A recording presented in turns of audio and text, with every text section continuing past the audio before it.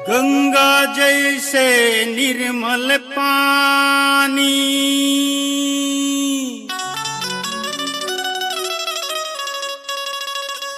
बहत हवे मधार।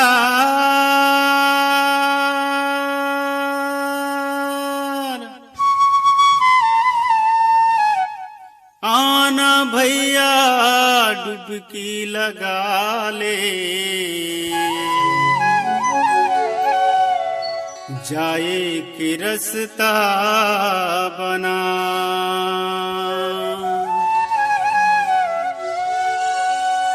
बोलो अधपति रामचंद्र की जय। राम नाम दुनिया में सारे है, कथा लिखे तुलसिया महान है। राम नाम दुनिया में सारे है, कथा लिखे तुलसिया महान है। देखते रही बेना सुनते रही बेना, देखते रही बेना रटते रही बेना।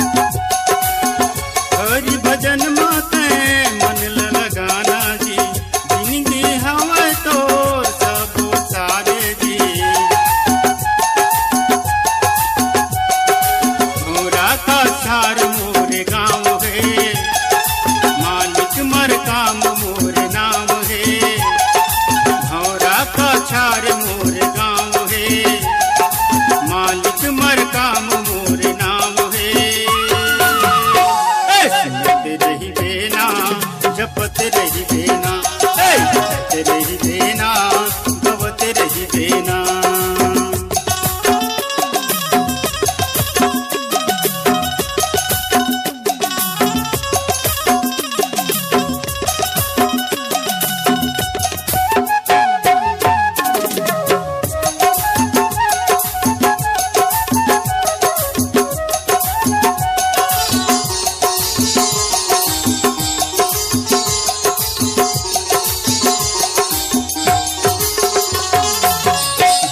देखाई शुरू सरे आई हो, राम भजो सिया राम हो राम हो।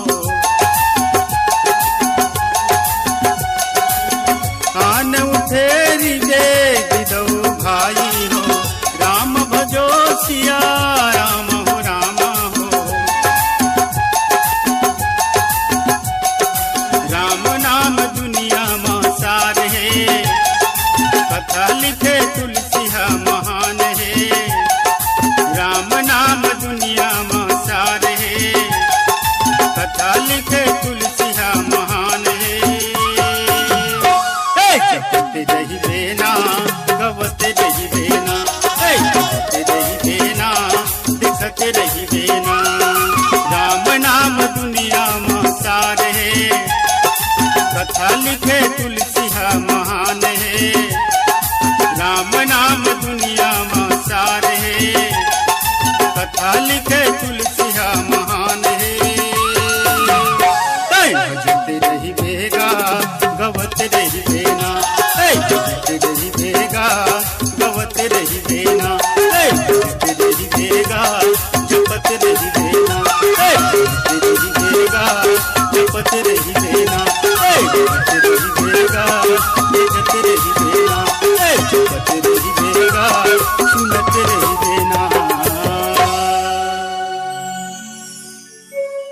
बनु देखाई सुर सर अनुआई,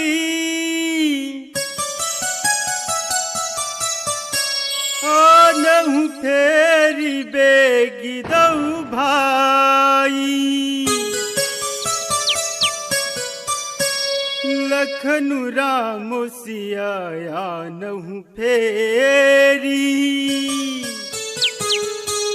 संशय सकल संकोच निबेरी।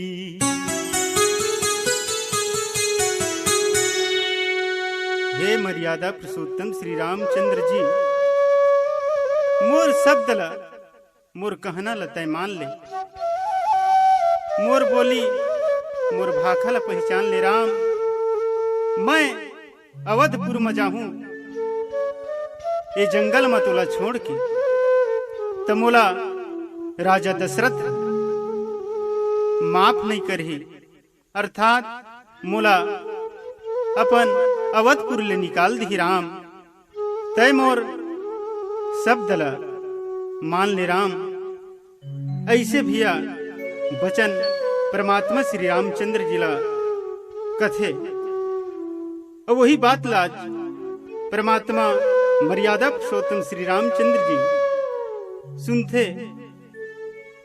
तहल भैया राम लखन सीता अपन मन में विचार करके सुमंत्र जी ला कथे, हे सखा, मैं तोरो बात ला विचार करत हूं, तोर शब्द ला विचार करत हूं कि आज जिन प्राणी भूखा रथे बोला मीठा शब्द बोले ले, सच बात बोले ले, बोला भूख नहीं लगा, ओखर मन में दया उत्पन्न हो जाते, श्रद्धा उत्पन्न हो जाते। ऐसे की कि भैया सुमंत्र जिला भगवान राम मर्यादा पुरुषोत्तम निवेदन करते। ये प्रकार से भैया ये कथा के भाव है, आगू कथा में का हो ही सो आगे चल के रसपान करबो। बोल राजा राम